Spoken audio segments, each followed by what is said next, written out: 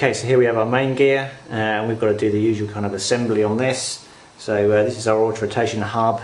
That's got to be bolted down into our main gear, so if I just insert that in there, that goes in there like that, and then we've got these 4 screws here to secure that onto the main gear, and then these 2 parts insert together like so to make our main gear with its one way, so it will spin one way, not the other.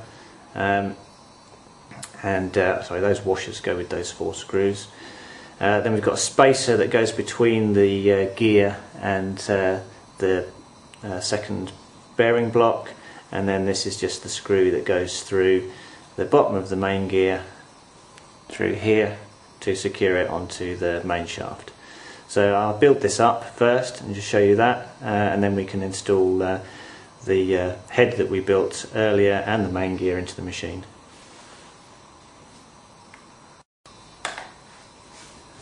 Okay, so that's the auto rotation hub bolted into the main gear. You can see there's the top of it. So this can now go together like so, and with our spacer that's ready for installation into the machine. So the next thing I'm going to do is I'm going to take this and our head that we built earlier, and I'm going to insert a pair of them into our main frames that we've just built, and install the nut and bolt to hold it all in place.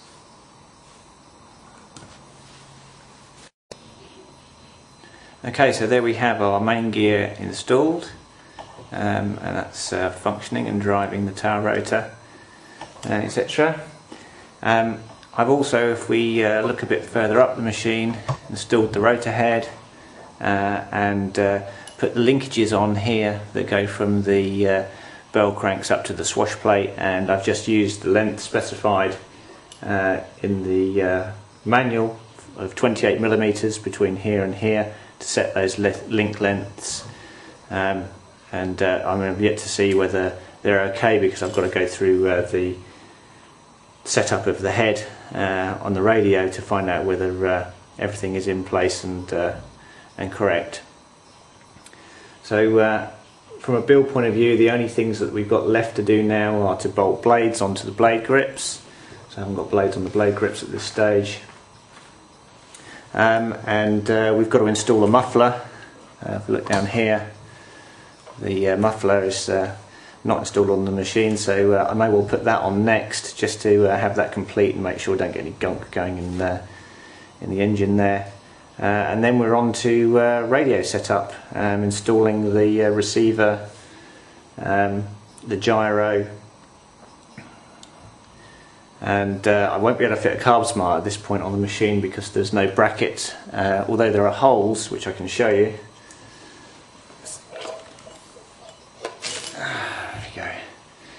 See, there are some holes here. This is for a carb smart bracket, so that we could have a carb smart controlling the needle here. So a push rod from here to here to control the needle for the carburetor. But that bracket isn't out yet, as far as I'm aware, so I can't install the carb smart on the machine at this point.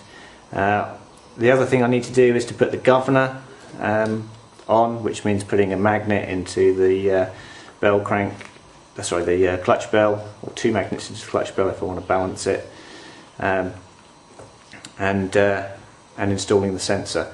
So at this point it's a whole load of radio installation, and I'm not going to take you through that step by step. I'm just going to install the radio gear into the machine, and in the next video we'll come back and have a look at how it's all been installed and where I've put various components, and then we're ready to take her on a maiden flight.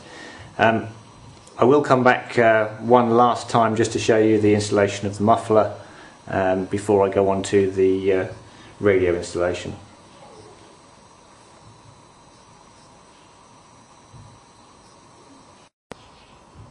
Okay, here we have the parts for the Outrage muffler. These are the bolts that bolt it on, and they have these little spring clips that go on them to stop the bolts coming undone. So just thread those on there like so, You've got the nipple for going on the top here. This obviously is the deflector for the exhaust to deflect it away from the frames, which goes on there, and then you've got the tie wraps here to hold it on to make sure it doesn't come off. So I'm going to mount that up on the engine and show you how it looks. Okay, there we go, we have the Outrage Hyperage 50 muffler installed. And just a couple of tips that I do installing a muffler. One is I put loads of Loctite on the screws. Even though everyone will tell you that Loctite will not work because this will get very, very hot and the Loctite will basically melt, it will still hold the muffler on better than if you didn't put Loctite on there at all. So it's always worthwhile putting just loads and loads of Loctite on there. The other thing I do is I make up some epoxy and just smear it on the face of the muffler itself. Just a very light layer of epoxy, so that when that screws on, that creates a seal. But the other thing is, if these screws do back off, the epoxy actually manages to hold the muffler on and may in fact stop it just dropping off. So just a little bit of epoxy on that face can work quite well. Again, everyone will tell you that it won't work because it will melt, but actually it does work quite well. Okay, that's the main gear in and installed. When you install the main gear, make sure you go in the bottom hole on the main shaft, otherwise you won't have enough throw available at the top of the machine for your collective, and the washout base will basically hit the underside of the main mast. So that's important you use the bottom hole. And when you do use the bottom hole, what you'll find is that the main mast collar, the slots in the shaft are not long enough for the grub screws to locate into that slot. So basically just don't use the slot, turn the collar so it's on the rounded part of the shaft, and just tighten up one grub screw rather than both to grip the collar into place.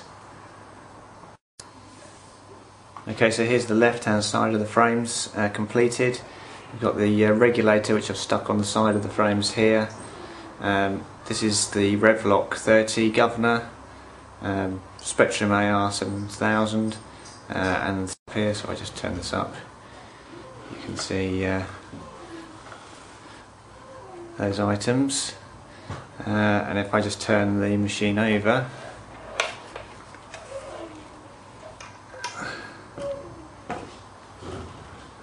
so there we go. You can see the control box for the align regulator there, but there's nothing else on the right hand side of the machine. Down the bottom here we've just got our fuel tubing and filter. There's no filter in the kit, so you'll have to fit a filter yourself. Let's just turn this over again. And then we have the Outrage muffler, and then the fuel line to take the pressure off the pipe and pressurise the tank. And then right down the bottom here you see my satellite receiver for the AR 7000. So that's the electronic setup. And then this tray here, which you can see hasn't got anything on it, this is where I'm going to put my receiver battery, and this is the plug for the receiver battery. And I've just stuck some Velcro on there to stick the battery on with.